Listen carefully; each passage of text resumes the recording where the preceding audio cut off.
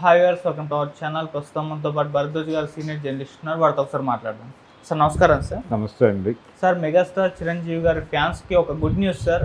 మే 9న Vishwambhara cinema రాకపోయినా కూడా ఆ ప్లేస్ని భర్తీ చేసే విధంగా జగదేక వీరుడు అతిలోక సుందరి సినిమాని రిలీజ్ చేస్తున్నారు. అండ్ 3D వర్షన్ కూడా రిలీజ్ చేస్తున్నట్టు కూడా అనౌన్స్ చేశారు. సో మరి జగదేక వీరుడు అతిలోక సుందరి ఆల్రెడీ అదొక కల్ట్ క్లాసిక్ సినిమా చిరంజీవి గారి కెరీర్లోనే. మరి ఆ సినిమా విశేషాలు మీ మాటలో సార్. అంటే ఈ సినిమా జగదేక వీరుడు అతిలోక సుందరి ఒక ఫ్యాంటసీ సినిమాగా చేయాలని అనుకున్నారు. అనుకుని రకరకాల ప్రయత్నాల్లో భాగంగా జంధ్యాల గారు, అలాగే యండమూరి వీరేంద్రనాథ్ గారు వీళ్ళందరూ కలిసి ఒక కథని డిజైన్ చేశారు. నిజానికి అదే టైంలో ప్యారలల్గా ఇంకొక సినిమా నడుస్తోంది, రంభా రాంబాబు అని, రాజేంద్ర ప్రసాద్ హీరోగా. ఆ రంభా రాంబాబు కథకి దీనికి ఎక్కడైనా లింకులు ఉంటాయా అనేది ఒక సందేహం. జంధ్యాల గారు వెళ్ళి వారితో మాట్లాడి అదేం లేదు అని తెలుసుకుని మళ్ళీ వచ్చి తన పద్ధతిలో తను, అంటే ఈ సినిమా కథ డిజైనింగ్లో చాలా మెలకువలు ప్రదర్శించాడు ఆయన జంధ్యాల గారు. అలాగే యండమూరి, అంటే అశ్విని దత్ గారు తీసిన ప్రతి సినిమాకి వెనకాల జంధ్యాల గారు ఉంటారు. ఎందుకు ఉంటారు అంటే వాళ్ళిద్దరూ క్లాస్మేట్స్, విజయవాడ SRR కాలేజీలో చదువుకున్నారు వీళ్ళిద్దరూ, ఒకే బ్యాచ్ వారు. ఆ తర్వాత సినిమాల్లోకి వచ్చిన తర్వాత కూడా దాదాపు ఆయన చేసిన రామ్ గోపాల్ వర్మతో సినిమా చేసిన జంధ్యాల గారితో డైలాగులు రాయించుకున్నాడు ఆయన గోవిందా గోవిందా సినిమాకి. కాబట్టి ఆ ధోరణి అలా ఉండేది. ఒక ఎంటర్టైనర్ తీయాలి అనే దాంతోపాటు చిరంజీవి గారికి పిల్లలు ఎక్కువగా అభిమానులుగా ఉండేవారు ఆ రోజుల్లో. అంటే పిల్లల్ని అట్రాక్ట్ చేయగలిగాడు ఆయన. మొదట తన విజయం అదే. అందుకని పిల్లలకి డెడికేట్ చేసేలాగా ఒక కథ చేయాలనేటువంటి తపన ఆయనకు మొదటి నుంచి ఉండేది. అందులో భాగంగానే ఒక రకంగా MV రఘు గారితో ఒక దశలో ఆయన ఒక డీల్ మాట్లాడాడు. గలివర్ సాహసయాత్రలు సినిమాగా తీద్దామా అని చెప్పి MV రఘు కెమెరామెన్ ఆయనతో మాట్లాడాడు. ఆయన కళ్ళు అని ఒక సినిమా తీశాడు, డైరెక్ట్ చేశాడు.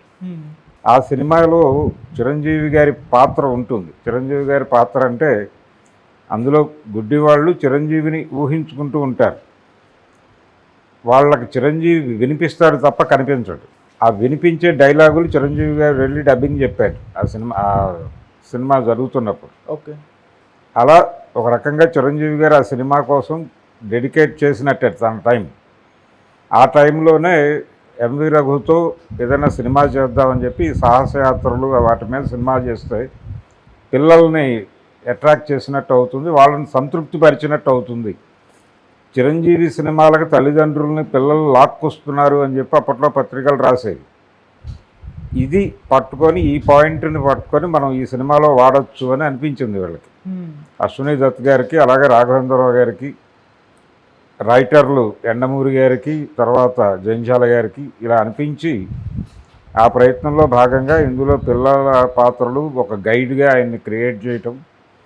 ఆ గైడు అంటే ఆ పిల్లల్ని దగ్గరకు చేర్చి వాళ్ళకి, అంటే అనాథ పిల్లల్ని తన దగ్గరకు చేర్చుకుని వాళ్ళ ఆలనా పాలన చూసేటువంటి ఒక యువకుడిగా చిరంజీవి క్యారెక్టర్ డిజైన్ చేయటంలోనే ఆ స్కీమ్ ఉంది. ఇందులో భాగంగానే ఇంద్రజ క్యారెక్టర్, ఇంద్రుడు కుమార్తె ఇంద్రజ అని చెప్పి క్రియేట్ చేసి అక్కడి నుంచి ఆవిడ భూలోకానికి వచ్చి ఉంగరం పారేసుకుని ఆ ఉంగరం కోసం వెతుకుతూ ఆ ప్రయత్నంలో ఇతన్ని కలవటం, ఇలా కథని కల్పించి మొత్తానికి ఒక సోషియో ఫ్యాంటసీ సినిమాగా దాన్ని తీర్చిదిద్దారు. ఈ క్రమంలో ఆ టైంలో సక్సెస్ఫుల్ సినిమాలు అన్ని లాంగ్వేజెస్లో, సక్సెస్ఫుల్ సినిమాల్లో వస్తున్నటువంటి అన్ని ఫార్ములాలని తీసుకొచ్చి వీళ్ళు ఈ సినిమాలో ఇన్కార్పొరేట్ చేశారు. ఈ ప్రాసెస్లో యాక్చువల్గా అంతకు ముందే, అంటే శ్రీదేవి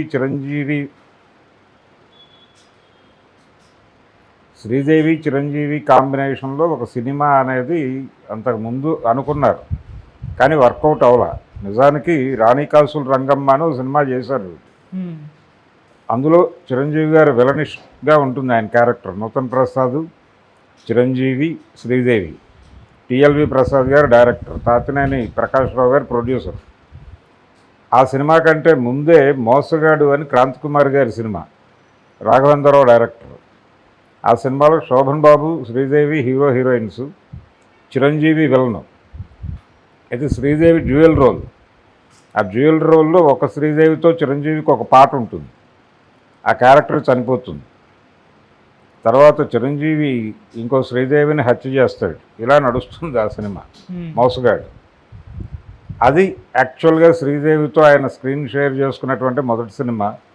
ఆ తర్వాత టిఎల్వి ప్రసాద్ గారి రాణికాసులు రంగమ్మ. ఆ తర్వాత వాళ్ళిద్దరికీ ఇమేజ్ వచ్చేసిన తర్వాత శ్రీదేవి గారికి అప్పటికే ఇమేజ్ ఉంది.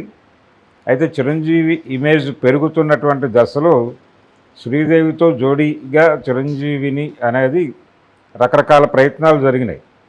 ఆ ప్రయత్నాల్లో భాగంగా ఒక స్క్రిప్టు, వజ్రాల దొంగ అనేటువంటి ఒక స్క్రిప్ట్ కోదండరామిరెడ్డి గారి నాయకత్వంలో చిరంజీవి హీరోగా, శ్రీదేవి గారే ప్రొడ్యూసర్గా ఒక సినిమా చేయాలి అని అనుకున్నారు.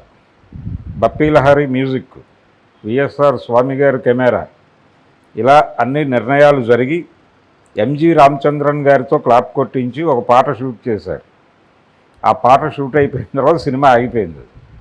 కారణం ఏంటంటే యండమూరి గారే రైటర్ ఆ సినిమాకు కూడా. యండమూరి గారి వెర్షన్ ఏంటంటే ఆ సినిమాకు సంబంధించి ఈయన స్క్రిప్టు ఆవిడకి చెప్పేవాడు, ఈయనకి చెప్పేవాడు. అయితే హీరోయిన్ క్యారెక్టర్ ప్రాధాన్యత పెరగవలను అని ఆవిడ, హీరో పాత్ర మరీ డల్గా ఉండకూడదని ఈయన, ఇలా ఈ బ్యాలెన్స్ చేయటం అనే దగ్గర కన్ఫ్యూజ్ అయిపోయి చివరికి ఫైనల్గా ప్రాజెక్ట్ డ్రాప్ అయింది. అలా ఆ ప్రాజెక్ట్ ముందుకు వెళ్ళకపోవడంతో అసలు వీళ్ళిద్దరి కాంబినేషన్లో సినిమా రాదు అని అందరూ ఒక నిర్ణయానికి వచ్చేసారు. అప్పటికి ఆవిడ బాగా డామినేటింగ్గా ఉండేది శ్రీదేవి గారు. అంటే ఆవిడ ఇమేజ్ పరంగా మాత్రమే కాదు, నటన పరంగా కూడా డామినేటింగ్గానే ఉండేది. ఈ సమయంలో చిరంజీవిని ఆవిడ్ని పెట్టి సినిమా తీయాలనుకున్నప్పుడు అదే టైంలో మిస్టర్ ఇండియా అనే సినిమా చాలా పెద్ద హిట్ అయింది అక్కడ బాలీవుడ్లో. అనిల్ కపూర్ చేశాడు. అనిల్ కపూర్ తరహా క్యారెక్టర్ చిరంజీవితో చేయించడానికి ఒక స్క్రిప్ట్ అనుకున్నారు. దానికి కూడా చిరంజీవి గారు అంగీకరించలేదు. అంటే అనిల్ కపూర్ కొంత డౌన్లోనే ఉంటాడు ఆ సినిమాలో, శ్రీదేవే మేజర్. అంటే అనిల్ కపూర్ క్యారెక్టర్కి వెనకాల ఒక షాడో ఉంటుంది. ఆ షాడో మీద కథ నడుస్తుంది, మిగిలిన పోర్షన్ అంతా శ్రీదేవి నడుపుతుంది. అందుకని ఆ తరహా పాత్ర చేస్తే తన ఇమేజ్కి ప్రాబ్లం అని చెప్పి ఈయన నో చెప్పాడు. అలా ఆగిపోయింది. ఇక వాళ్ళ కాంబినేషన్లో సినిమా లేదు అని అందరూ అనుకుంటున్న టైంలో కాంబినేషన్లు సెట్ చేయటంలో చాలా సిద్ధహస్తుడైనటువంటి అశ్విని దత్ గారు మొత్తానికి కన్విన్స్ చేశాడు ఇద్దరిని. ఈ కథ చెప్పి కన్విన్స్ చేశాడు. ఆవిడకి మీ ప్రాధాన్యత అద్భుతంగా ఉంటుందని ఆవిడకి, అసలు సినిమాని కాపాడేది నువ్వే అని చెప్పి ఈయనకి చెప్పి, ఎవరి ఇమేజ్కి ఇబ్బంది లేకుండా స్క్రిప్ట్ డిజైన్ చేసి, అలా మొత్తానికి ఆ సినిమాని రాఘవేంద్రరావు గారి దర్శకత్వంలో, నిజానికి రాఘవేంద్రరావు గారికి ఆ టైంలో పెద్దగా సక్సెస్ లేదు.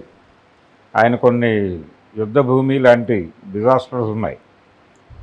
ఆయనకి సినిమా ఇవ్వటం ఏమిటి అనే చర్చ కూడా జరిగింది. కానీ ఈ కథకి న్యాయం చేయగలిగిన డైరెక్టర్ ఆయనే అని చెప్పి వాళ్ళిద్దరి మధ్య మంచి రిలేషన్ ఉండేది, అశ్విని దత్ గారికిను రాఘవేంద్రరావుకి. ఆ రిలేషన్తో ఫైనల్గా ఈ సబ్జెక్ట్ ఆయన చేతిలో పెట్టాడు ఆయన. చిరంజీవి శ్రీదేవి కాంబినేషన్లో రాఘవేంద్రరావు గారి డైరెక్షన్, ఇళయరాజా గారి మ్యూజిక్. ఇళయరాజా గారితో ఆయన పనిచేయటం అంతకుముందు ఆఖరి పోరాటం సినిమాకి చేశాడు రాఘవేంద్రరావు గారు. అది మొదలు. యాక్చువల్గా ఆయన ఫ్లాపుల్లో నుంచి బయటకు రావటానికి ఆ టైంలో హిట్లు కొడుతున్నటువంటి డైరెక్టర్ కోదండరామిరెడ్డి గారితో ఆయన ఒక సిట్టింగ్ వేశాడు. ఇది కోదండరామిరెడ్డి గారు చెప్పిన విషయమే. వేసి అంటే కొత్త తరహా కథలతో ఇతను విజయాలు సాధిస్తున్నాడు అని అనిపించింది. ఆయన దగ్గర పనిచేసి వచ్చిన వాడే, రాఘవేంద్రరావు గారి దగ్గర పనిచేసి వచ్చిన వాడే కోదండరామిరెడ్డి. సో ఏమిటి పరిస్థితి అని, ఇళయరాజాతో ఎలా ఉంటుంది, అప్పటి వరకు చక్రవర్తి గారితో ట్రావెల్ అవుతున్నాడు ఆయన. చక్రవర్తి నుంచి ఒక డీవియేషన్ కావాలి మనకి అని బలంగా నమ్మాడు రాఘవేంద్రరావు గారు. నమ్మి ఇళయరాజా వైపు టర్న్ తీసుకోవటం, అలాగే యండమూరి వీరేంద్రనాథ్ గారిని రైటర్గా పెట్టుకోవడం వలన కోదండరామిరెడ్డికి హిట్లు వస్తున్నాయి కాబట్టి ఆయన్ని తన గ్రూప్లోకి రాగాలి అనే ఆలోచన. ఈ రెండింటికి పునాది వేసిన సినిమా ఆఖరి పోరాటం. ఆ సినిమాలో శ్రీదేవి గారు ఒక క్యారెక్టర్ చేశారు నాగార్జున పక్కన. కాబట్టి అదే ఊపులో ఈ సినిమా ఈ కాంబినేషన్ సెట్ చేయగలిగాడు ఆయన అశ్విని దత్ గారు. ఆ విధంగా ఈ కాంబినేషన్ వర్కౌట్ అయి మొత్తానికి తెరకెక్కింది. ఈ సినిమా మే 9 రిలీజ్ అయింది, కానీ ఆ టైంలో వర్షాలు ఆంధ్రప్రదేశ్ అంతా, అప్పుడు ఉమ్మడి ఆంధ్రప్రదేశ్లో ఈ వర్షాలలో ఈ సినిమా పరిస్థితి ఏమిటి అని చెప్పి ఒక చిన్న డోలాయమాన స్థితి ఉంది. ఆ సినిమా రిలీజ్ రోజు కూడా విపరీతంగా వర్షం. ఈ టైంలో ఈ సినిమా ఏమవుతుంది అని అనుకున్నారు, కానీ నెమ్మదిగా ఆడియన్స్కి పట్టింది. నెమ్మదిగా సినిమాకి హిట్ టాక్ వస్తున్న టైంలో వీళ్ళు విజయ యాత్రకి బయలుదేరారు. ఆ వర్షాల్లోనే బయలుదేరి వెళుతూ ఉండగా ఎన్టీ రామారావు గారు వరద బాధితుల్ని పరామర్శించడానికి ఆయన తిరుగుతున్న టైంలో గుంటూరు జిల్లాలో ఒక చోట వీళ్ళు వెళ్తున్నారు. ఆయన అటునుంచి వస్తున్నాడు. ఆయన్ని చూసి వీళ్ళు వెహికల్స్ ఆపి వెళ్ళి కలిశారు. అంటే అశ్విని దత్ గారి బ్యానర్కి పేరు పెట్టినవాడు ఆయనే కదా. ఆ వైజయంతి మూవీస్ అనేటువంటి బ్యానర్ పేరు పెట్టిందే ఎన్టీ రామారావు. కాబట్టి వాళ్ళ పర్మనెంట్ హీరో ఆయన అంతకుముందు. సరే వెళ్ళి కలిశారు. కలిస్తే ఏమిటి సినిమా పొజిషన్ ఏమిటి అని అడిగట్టు ఆయన. అడిగితే సినిమా పర్వాలేదండి, పికప్ అవుతుంది, కాకపోతే వర్షాలు కదా అని చెప్పి అన్నారు. లేదు ఆడేస్తుంది, జగదేక వీరుడు ఆల్రెడీ మా సినిమా పెద్ద హిట్ కదా, ఆ టైటిల్ ఉంది దీనిలో, పైగా అతిలోక సుందరిని తగిలించారు మీరు, సో డెఫినెట్గా ఈ సినిమా హిట్ అవ్వాలి అన్నట్టు. ఆయన ఆశీర్వాదం వలన మా సినిమా చాలా పెద్ద హిట్ అయిందని తరచూ ఈయన చెప్తూ ఉంటాడు అశ్విని దత్ గారు. అలా ఆ సినిమా చాలా పెద్ద హిట్. దాని తర్వాత అక్కడి నుంచి అదే టైంలో దాంతోపాటు ఆ దగ్గరలోనే కొండవీటి దొంగ రిలీజ్ అయింది చిరంజీవికి. విజయలక్ష్మి ఆర్ట్స్ త్రివిక్రమరావు గారి సినిమా, అది హిట్. అది కోదండరామిరెడ్డి గారు అక్కడ ఎండమూరి ఉన్నాడు. ఇలా ఎండమూరి చిరంజీవి కాంబోలో చాలా బిగ్గెస్ట్ హిట్ సినిమా ఇది. రెండోది ఇళయరాజా గారికి అప్పటి వరకు హిట్లు ఉన్నాయి, కానీ రికార్డు బద్దలు కొట్టేసిన హిట్లు లేవు తెలుగులో. ఒక డౌట్ ఉండేది, అంటే చిరంజీవి గారి అభిమానులకే, అంటే చక్రవర్తి గారు పనిచేసిన ప్రతి సినిమా హిట్. అది పసివాడి ప్రాణం, ఇవన్నీ, అత్తవేముడు, అమ్మాయికి మొగుడు, అంటే చిరంజీవి గారి 175 రోజుల సినిమాలన్నిటికీ చక్రవర్తి గారే మ్యూజిక్. ఛాలెంజ్, అభిలాష, రాక్షసుడు ఇవన్నీ 100 రోజుల సినిమాలే తప్ప 175 రోజుల సినిమాలు కాదు. అందుకని ఇళయరాజా కంటే చక్రవర్తిని పెడితేనే అనే అభిప్రాయం ఉండేది వాళ్ళకి. కానీ ఇళయరాజాతో మొదటిసారిగా 175 డేస్ సినిమా ఇదే. అలా ఇళయరాజాకి తెలుగు ఆడియన్స్కి లింకు చేసిన సినిమా కూడా ఒక రకంగా జగదేక వీరుడు అతిలోక సుందరి. ఈ కథలో కామెడీ ట్రాక్ చాలా బాగా రాశాడు ఆయన.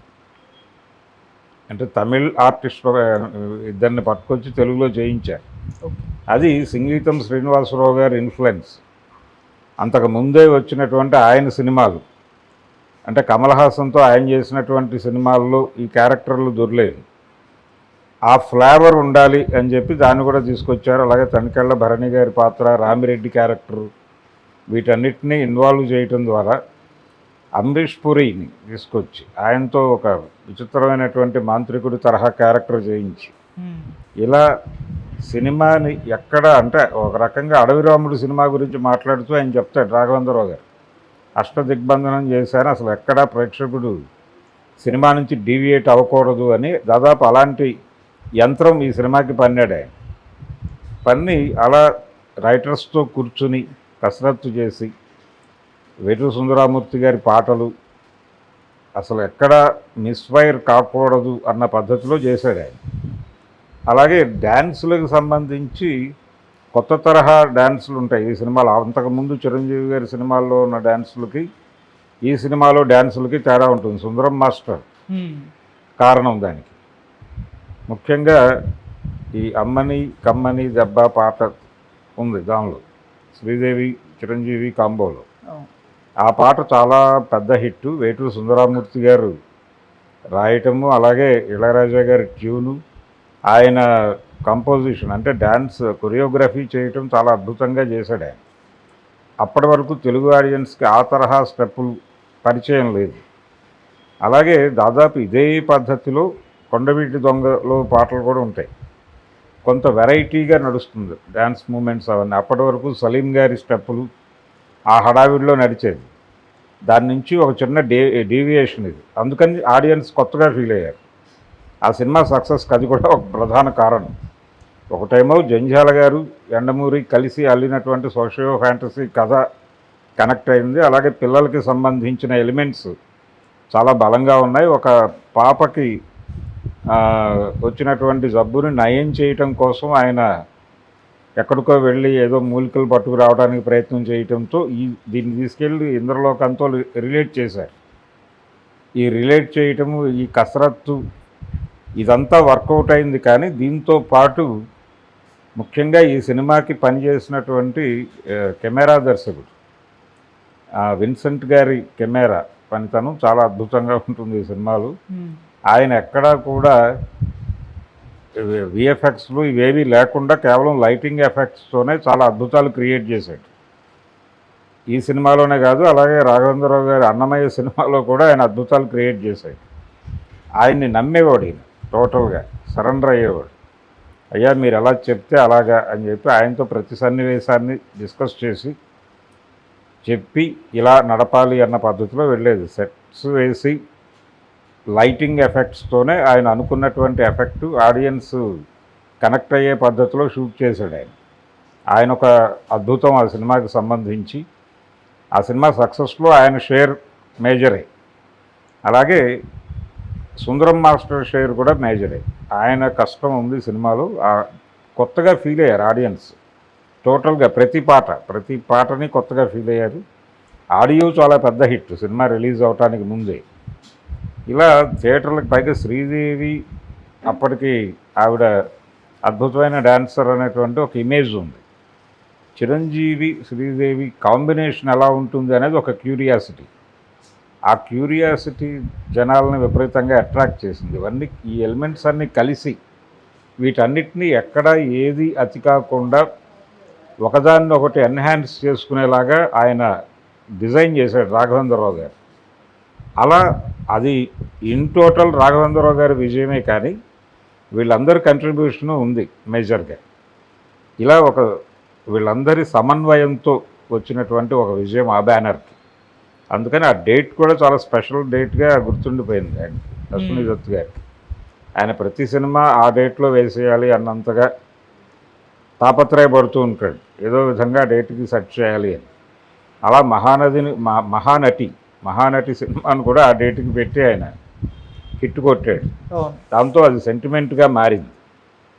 అలా వైజయంతి మూవీస్ బ్యానర్లో ఒక రకంగా బిగ్గెస్ట్ హిట్ సినిమా అది. అంతకుముందు వచ్చినటువంటి ఆఖరి పోరాటం కంటే కూడా చాలా హైయెస్ట్ రెవెన్యూస్ కలెక్ట్ చేసింది ఆ సినిమా. దాన్ని అది చిరంజీవి గారికి అన్ని చోట్ల మంచి ఓపెనింగ్స్ వచ్చినాయి ఆ సినిమాకి. అప్లాజ్ వచ్చింది విపరీతమైనటువంటి. అంటే ఒక డాన్సర్గా ఆయన స్థాయి పెరిగింది. ఇక అక్కడి నుంచి కొంతకాలం అంటే ఈ నాగార్జున గారి ప్రభావం ఒకటి నడిచింది. శివ, గీతాంజలి ఈ సినిమాలతో ఆయన కొంత రైజ్ అయ్యేటప్పుడు, ఆ రైజ్ అవుతున్న టైంలో చిరంజీవి కొంచెం ఓల్డ్గా అనిపించడం మొదలైన టైంలో మళ్ళీ చిరంజీవిని కొత్తగా ప్రజెంట్ చేసి మళ్ళీ 1 to 10 చిరంజీవే ఉన్నాడు అని చెప్పి ప్రూవ్ చేసిన సినిమాలే జగదేక వీరుడు, అతిలోక సుందరి, అలాగే కొండవీటి దొంగ. ఈ రెండు సైమల్టేనియస్గా కొద్ది రోజుల గ్యాప్తో వచ్చిన సినిమా అది. అక్కడ అమరీష్ పురి ఉంటాడు, ఇక్కడ అమరీష్ పురి. ఇలా నడిచిపోయింది ఆ కథ. అది ఆ సినిమాకి సంబంధించి. అందుకని స్పెషల్ మూవీ. చిరంజీవి అభిమానులకి స్పెషల్ మూవీ, వైజయంతి మూవీస్కి స్పెషల్ మూవీ, రాఘవేంద్రరావు గారికి కూడా స్పెషల్ మూవీ అది. Okay sir, thank you so much sir. Thank you.